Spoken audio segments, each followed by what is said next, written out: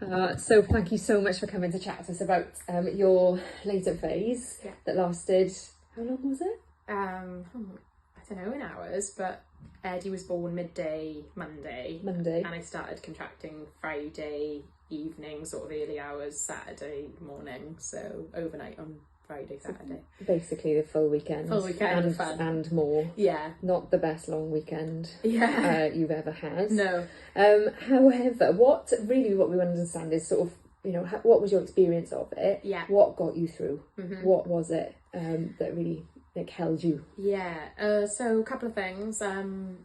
My husband, Dan, was really, really supportive, and he'd come along to antenatal classes with me, even though I was midwife. I felt that was important so that he knew how to support me, and he was brilliant.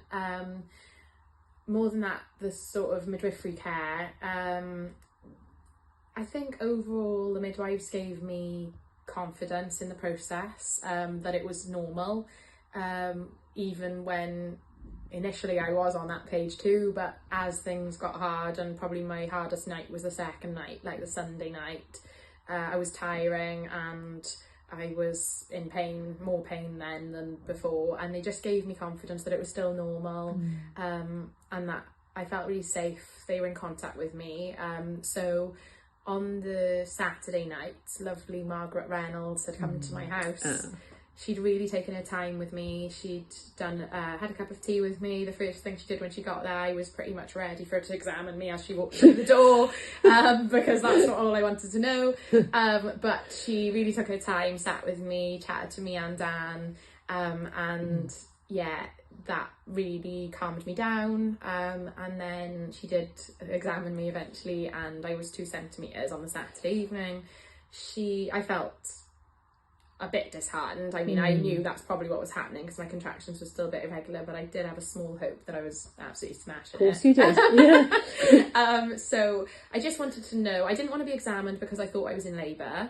I wanted to be examined so that I could know how to tackle the night ahead. And I wanted to rest, and I wanted to know if it was okay to do that. So yeah, that's what I did, and I listened to Margaret, reassured me, and then I listened to my hypnobirthing track overnight on repeat, went in the spare room so I could get up and down loads without disturbing Dan, went in the bath, and then Sunday morning went for a long walk around the park, and saw lovely Glenys, I think it's Glenys Evans, not sure, but old laboured sister, and she could see me with my TENS machine stopping at every tree, and breathing away, and she just said to me, I used to be a midwife and you're doing amazing, and that felt really nice, as if she'd been sent from heaven above.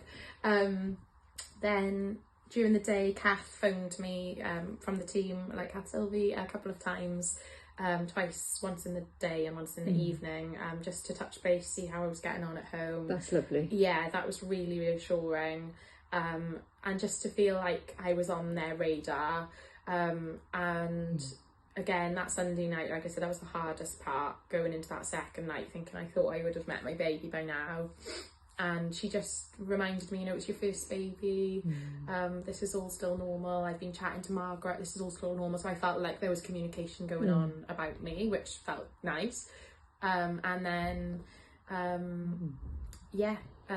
we went then in the next day, Monday morning, things really hotted up after I'd sort of mentally thrown the towel in, and was ready to transfer to Singleton for an epidural, and finally started contracting really regularly, and in the end lovely Michelle Andrews and Julia Davis came to my home, and I had a lovely water birth sort of midday Monday. Brilliant. So you had quite a short labour really. Yeah.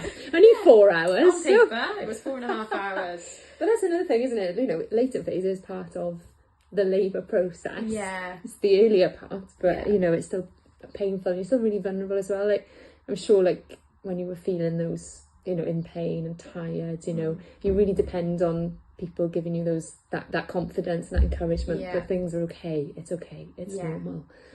Yeah Definitely, that was reassuring, and I felt like I should be able to reassure myself because I'm a midwife. So I can't imagine how vulnerable it must feel if you don't know what's going on. Yeah. So yeah, Massively. just the midwives reminding me that it was normal and giving me coping strategies, like saying, rest in the night, do these things in the day, watch something funny on Netflix, like distract yourself, try not to focus on it, which is really hard when you just want it. How different might it have been without midwives around you?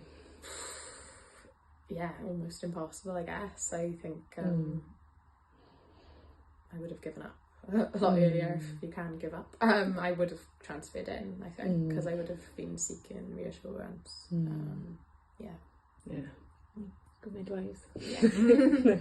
Thank you so much, Sophie. That's Thank brilliant. you. And I can't believe you went into the spare room and Dan managed to stay the bed. Yeah, that's true, yeah. Thanks, Soph. Thank you.